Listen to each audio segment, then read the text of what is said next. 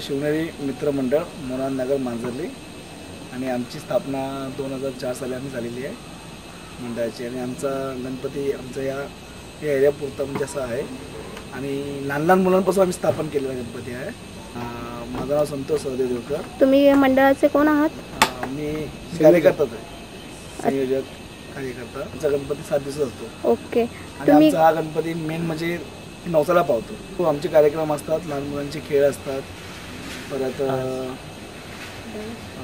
Dance असतात, संगीत खुर्ची, बायकांचे प्रोग्राम असतात, हळदी कुंकू असतो, सत्यांची पूजा असते।